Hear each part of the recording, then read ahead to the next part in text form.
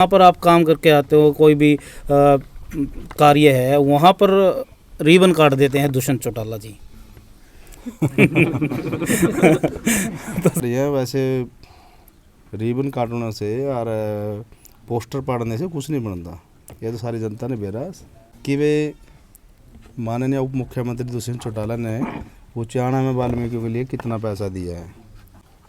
तेरे उचाना हल्का में माननीय उप मुख्यमंत्री दुष्यंत चौटाला ने वाल्मीकियों को कितने देकर मेरे अकाउंट कर ले हल्का गए इनको मैंने 1 लाख रुपए तो नगद राशि अभी दी है अपनी आर्थिक सहायता। आगे और भी कोई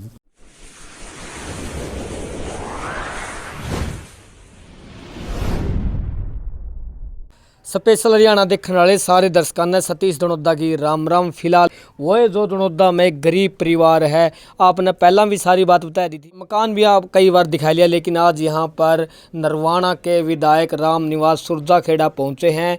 1 लाख रुपया की जो नगद राशि देकर उनका हौसला बढ़ाया गया है। तो आपने पूरी की पूरी जानकारी देवांगे आखिर क्या कुछ यहाँ पर कहा है राम निवास सुरजाखेड़ा ने।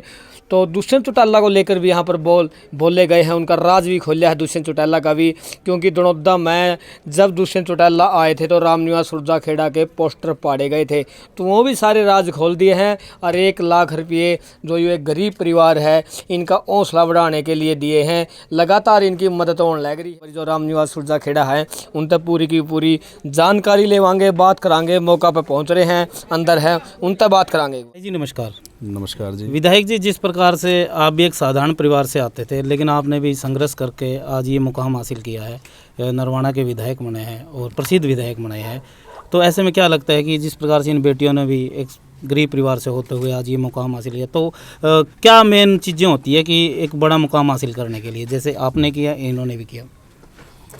सबसे पहले जो देखो ये है कि मेहनत और ईमानदारी लगन से जो भी काम करेगा ना, नियत नीति साफ कर कर जो मेहनत करेगा और एक अपना टारगेट में बनाएगा कि भाई मैंने ये टारगेट हासिल करना है, तो मैं समझता हूँ कि दुनिया की कोई ताकत नहीं है कि उसको रोक दे, उसको अपने टारगेट से पहुँचना। और आपको पता है, आप मेरे परिवार के साथी भी रहे हैं और सबका पता है, जैसे ये गरीब परिवार से, मैं भी इसे गरीब परिवार से संबंध रखता था। हमने जैसे पढ़ाई एजुकेशन की है 8th क्लास में, मुझे आज भी याद है, जैसे छुट्टियां पड़ती थी ना, उसी टाइम अपना काम धंधा करते थे। काम करने में मैं कभी शर्म नहीं महसूस की। तो को काम करना, मेहनत करना, कर्म करना, अच्छे नियत नीति साफ करके पढ़ाई करें, मेहनत करें तो ज़रूर आगे बढ़ेंगे। मैं तो यही कहूँगा कि भाई कि मेहनत करें लगन से, सिर्फ एक टारगेट रखें कि भाई मुझे ये टारगेट मैंने अचीव करना है, तो ज़रूर करेंगे। तो आज जैसे सर आपने भी 1 लाख रुपए दिया, कल दरवेश पुनिया भी जीत गए और लगातार जो नरवाना के आसपास के समाज से भी वो भी पहुंच रहे हैं, तो क्या लगता है कि इनका हौसला और बढ़ेगा और बड़ा एक जो ड्रीम है वो भी हासिल कर पाएंगे?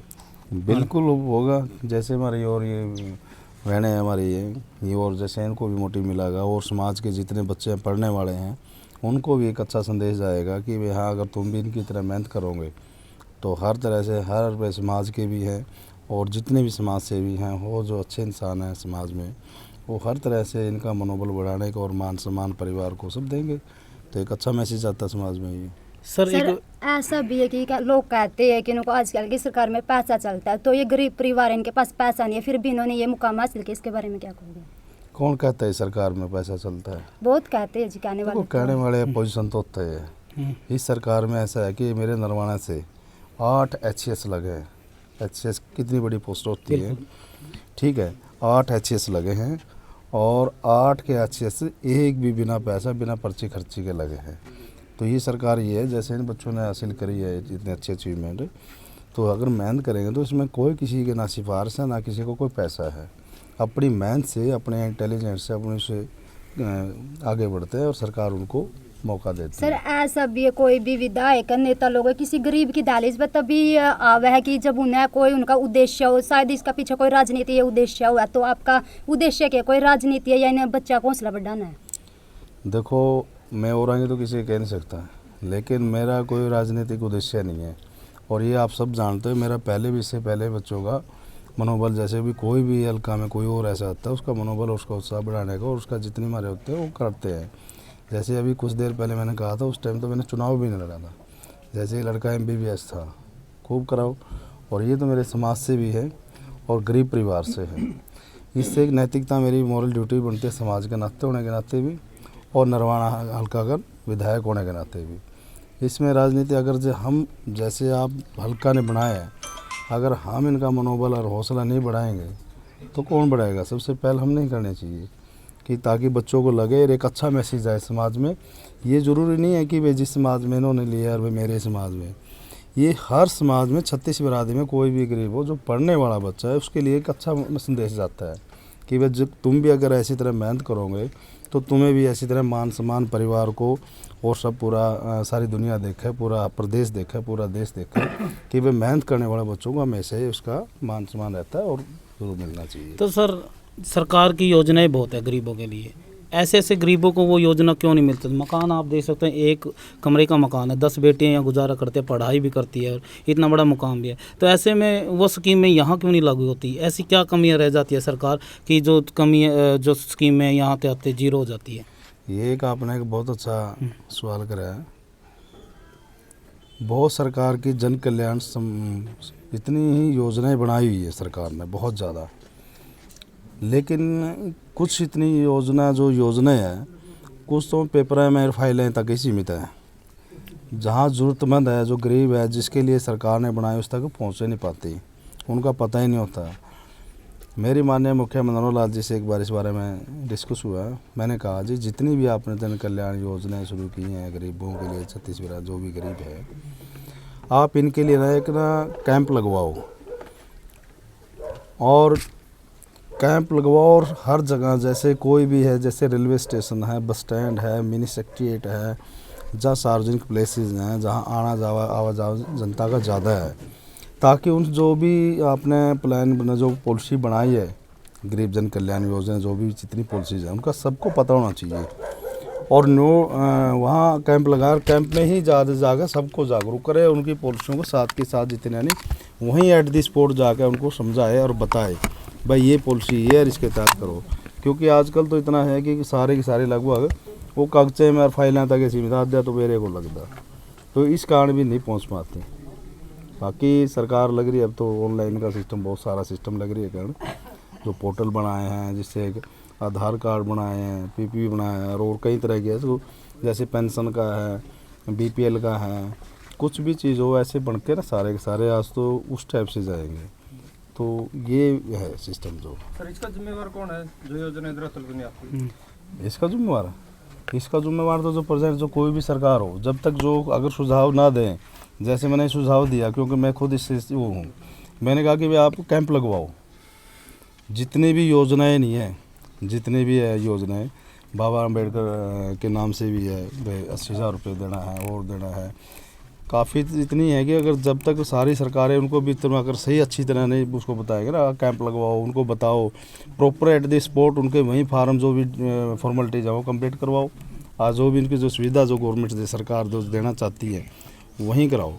तो इसमें जिस तरह ऑनलाइन लग रहे हैं कारण, पोर्टल कर रहे हैं, रोड लग रहे हैं कारण, इस हिसाब से मेरे ख्याल जितने घर बन के भी आने लग रहे हैं, तो ये सारी है। विधायक जी, आपने को नहीं लगता कि जैसे आप नरवाना के विधायक हो तो आप अपने लेवल पर यहाँ पर उस स्कीम के बारे में गांव तर गांव एक कैंप लगाएं ताकि जो सरकार की जन कल्याण नीतियाँ हैं उसके बारे में पता चल सके? मैंने खुद ये 2-3 मैंने अभी बताया कि भी माननीय मुख्यमंत्री जी से मैंने कहा जब तक ये कैंप नहीं लगेंगे तब तक प्रॉपर जितनी भी है ज़रूरतमंद को ये इसका लाभ नहीं मिल पाएगा। क्योंकि अधिकारी हैं, अफसर हैं, रो रहे काफ़ी, तो अब गरीब आदमी है, मैं तो खुद काफ़ी तो इसी तरह के कि आधे अगर कोई लोन लेता है, लोन लेने जाता है, अगर उसमें कोई सब्सिडी है, सबसे पहले तो जो कुर्सी पर अधिकारी बैठे हैं सब्सिडी को अपना राइट समझता है, वह सब्सिडी तो तेरी ही है ये, बिल्कुल, उसको तो सब्सिडी मिलनी ही नहीं चाहिए, वो तेरा ही राइट है। जब तक वो सब्सिडी का नहीं, उसके जो उसके बीच में चोलिए हैं, जो डाउट हैं, जो दलाल हैं, जो भी कमीशन को हो रहा है, जब तक उनके साथ नहीं बनता ना, आ रहा बेचारा गरीब आदमी क्या करे, चलो भाई कितना अपना कर कराएगा तेरा काम हो, जब तक ये प्रॉपर नहीं सिस्टम ख़त्म होता नहीं, और धीरे धीरे ये माननीय मुख्यमंत्री जी कारण भी लग रहे हैं, तब तक ये प्रॉपर लाभ नहीं मिलता। क्योंकि जितनी भी सरकार सब्सिडी देती है, रोड देती है, कोई लोन है, मकान का है, गाय का, भैंस का है, भेड़ बकरियाँ का, जितना भी है जो गरीब उससे है, तो सब्सिडी को तो अपना राइट ही समझते हैं वो, तो आप मानो इस सरकार में करप्शन में बहुत ज़्यादा है, जैसे आपने किससे? अभी बताया है क्या? कि जो बीच बचौलिए हैं या फिर ऊपरले अफसर हैं बीच में जो करप्शन कर रहे हैं। देखो जो सरकार जो बनी है ये और जो दूसरा प्लान है बीजेपी का हरियाणा प्रदेश के अंदर, ये शुरू ही की जड़ है कि जड़ को एकदम नहीं ख़त्म किया जा सकता, लेकिन ख़त्म ज़रूर होने लग रही है।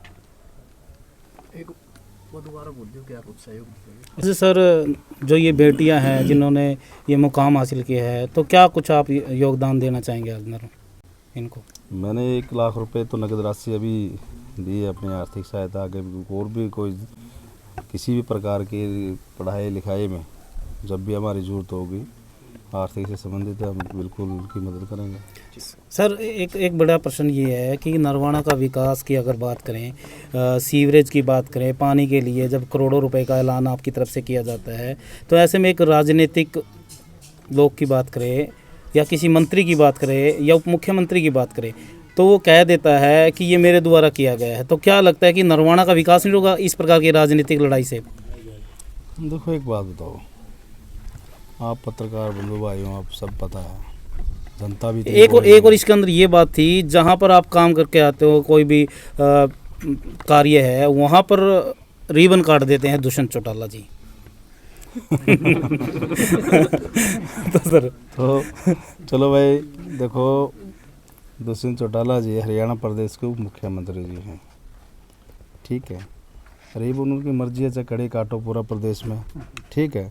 लेकिन ये जनता जानती है, वकील हम नरवाना की जनता ने वकील बना के विधानसभा में उनके हक की लड़ाइयों को, उनके अधिकारों के लिए हमें भेजा है, और वो पूरे प्रॉपर तरीके से हम अपने उनके नरवाना की जनता के लिए अपनी वकालत करते हैं। नरवाना की जनता का जो हल्का का जो अधिकार है वो अपना हम अपनी मेहनत से लेकर आते हैं, ये माननीय मुख्यमंत्री जी देते हैं। अब रिबन काटा तो रिबन आड़े तो कोई बात नहीं, रिबन तक के बड़े जनता ने पता है सारी बातों का, रिबन काटने से क्या बनता है, काम करो। आप मेरे कुछ आने भाई से बैठे हैं, मैं आप जितने पत्रकार मेरे इतने सारे और भी बैठे हैं, मेरे कुरुक्षेत्र से भी टीम आई है, आज बताता हूँ। नरवाना में 62 गांव हैं हल्का के अंदर और 23 वार्ड है शहर के अंदर। नरवाना शहर के अंदर 36 बिरादरी के जितने भी चौपाल हैं सबको माननीय मुख्यमंत्री से आग्रह करके मैं उनको सबको चौपालने के लिए पैसे दिए। वह हर आदमी को सुख दुख में बैठने के लिए चौपाल और उनके होने चाहिए। उसके बाद मैं बात करूं समाज की, जितने में भी मेरा वाल्मीकि समाज है, वाल्मीकि समाज में जितने भी मेरे हैं ना, लगभग ज़्यादा नहीं मैं कहता, कुछ गांव में रह भी गए होंगे और कुछ अंडर प्रोसेस भी हैं। हर गांव में वाल्मीकि समाज के लिए चौपालने के लिए 25, 30, 50 लाख रुपए ज़्यादा लग रहे हैं। और मेरे पड़ोसी मेरे भाई मुकेश जी भी आए हैं, वो भी उचाना से हैं, तो आप इनसे भी पूछ सकते हैं और आप भी देख सकते हो कि वे माननीय उप मुख्यमंत्री दुष्यंत चौटाला ने उचाना में वाल्मीकि के लिए कितना पैसा दिया है। 28 गांवों में मेरी ड्यूटी लगाई थी चुनाव के दौरान, और उन्होंने ये वादा किया था कि वे जो भी आप अपने समाज से वादा करोगे ऐसी सरकार में आने के बाद हम उनको पूरा करेंगे। और 28 गांवों में हम दिन रात हमने मेहनत की और समाज ने पूरा एक तरफा वोट दिया। और हमारे समाज की कितनी बड़ी बड़ी समस्या, कोई बड़ी बड़ी समस्या नहीं थी, सुख दुख के लिए बैठने के लिए भाई कोई चौपाल हो बैठने के लिए इस तरह हो, तो मैंने उनसे भी आग्रह किया था भाई हल्का आपका पड़ता है, आपकी कमिटमेंट भी पूरी होती हैं। 2024 में चुनाव लड़ना है आपने, और हम अपने जाके समाज को हम कह भी सकते हैं कि भाई 2024 में जो आपसे कहा था वो हमने कर दिया। तो वो कहते हैं कि भाई आप जाकर सियाग से बात करो, जगदीश सियाग जो SD है उप मुख्यमंत्री जी का, तो हम उनसे क्यों बात करेंगे। उचाना की जनता ने, उचाना के जो उचाना जनता हल्का की जनता वाल्मीकियों ने उनको वोट दिया था, वो उनसे बात करेंगे या मेरे से करेंगे। जब हम गए थे तो बताओ भाई क्या अगर कितने दे रखे हैं मुकेश, कुछ भी नहीं तेरे उचाना हल्का में माननीय उप मुख्यमंत्री दुष्यंत चौटाला ने वाल्मीकियों को कितने दे रखे, मेरे काउंट कर ले हल्का गए पूरे 36 वाल्मीकि, तो मैं कहने लग रहा हूँ बाकी पूरे 36 बिरादरियाँ का वो देख लो। तो ये तो बहुत सारी हैं। वैसे रिबन काटने से और पोस्टर पाड़ने से कुछ नहीं बनता, ये तो सारी जनता ने बेरा, पूरा हल्का ने बेरा। यानी पोस्टर पाड़े जा सकते हैं, दिलों से नहीं मिटाए जा सकते।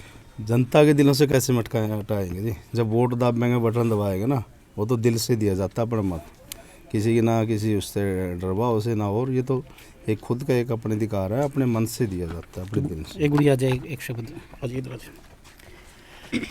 गुड़िया लगातार सहयोग करने के लिए पहुंच रहे हैं लोग, दरवेश पुनिया भी पहुंचे, आज नरवाना के विधायक भी पहुंचे हैं, तो आपको कैसा लग रहा है? क्या कुछ कमियां थी, वो कमियां पूरी होगी अब इस प्रकार के सहयोग से? सर सबसे पहले तो सर का थैंक यू कि वो यहाँ पे आए अपना टाइम निकाल के, और सर अब ये हेल्प भी कर रहे हैं, हेल्प करने वाले। तो कमियां जो थी वो तो पूरी होंगी, मतलब ऐसा कुछ नहीं है कि अब आगे दिक्कत आए, जैसे सभी साथ दे रहे हैं। एक वाल्मीकि समाज में बड़ी सोच है, कहते भी हैं कि हमारा आरक्षण वो समाज खा गया, वो हो गया, लेकिन क्या यहाँ धरातल पर समाज को, आपको उस आरक्षण की जरूरत पड़ी या नहीं पड़ी? वो तो है ही सर, आरक्षण है, मतलब अगर हमें ज़रूरत है तभी आरक्षण है।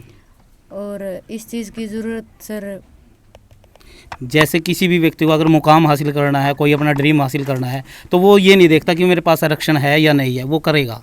हाँ सर ये तो है, अगर किसी को कुछ करना है तो सबसे पहले सर उसे अपने खुद के एफर्ट्स लगवाने पड़ेंगे। ये नहीं है कि कोई दूसरा हेल्प करेगा और दूसरे की हेल्प काम भी नहीं आएगी। सबसे पहले खुद की अपनी पूरी मेहनत करो, और अगर आप अपने निश्चय पे अटल रहोगे तो हेल्प भी मिलेगी सर। सोनू, एक बात मैं कहना चाहूँगा, आपने जैसे अभी नीति से क्वेश्चन किया कि वे आरक्षण के बारे में, जब बाबा साहब थे तब कौन सा आरक्षण था? बिल्कुल जी बिल्कुल। जब बाबा साहब थे उस टाइम कोई आरक्षण नहीं था, लेकिन बाबा साहब ने सारा देश की स्थिति को देखते हुए वे जो जिसको आरक्षण, दलित को जितनी भी हर तरह से ऊपर उठाने के लिए, देश में सबको वे मिलने के लिए, तो आरक्षण तो जब तक है, जब जिसको जब जरूरत है तभी दिया गया। तो जैसे बाबा साहब का एक उद्देश्य था, बाबा साहब ने इतनी मेहनत की उस टाइम और इस टाइम, आप ये देखो वो टाइम क्या हुआ और आज का टाइम क्या है। तो बाबा साहब ने जब धार लिया तो धार लिया, इतनी डिग्रियाँ ली, उससे ज़्यादा कोई पढ़ा लिखा नहीं, इतनी मेहनत करके कितनी उनके पास डिग्रियाँ थी, और आज तक भी पूरा उन्हीं के ही मार्गदर्शन पे ये चला हुआ है। तो जो किसी को कोई क्वेश्चन किसी को आप पूछ ले। आपने ये मुकाम हासिल किया, सबके बस की बात नहीं है मुकाम हासिल करना, तो आप इसके बारे में बताओगे आपने कितनी क्या मेहनत की है इस मुकाम के लिए? मेहनत तो मैम यही है, अगर कुछ पाना मेहनत करके ही मिलेगा, वैसे तो नहीं मिलेगा। वैसे पढ़े लिखे तो और भी बहुत हो गए, लेकिन वही है, अगर आप अपना फुल 100% दोगे तभी अपना मुकाम हासिल कर सकते हो।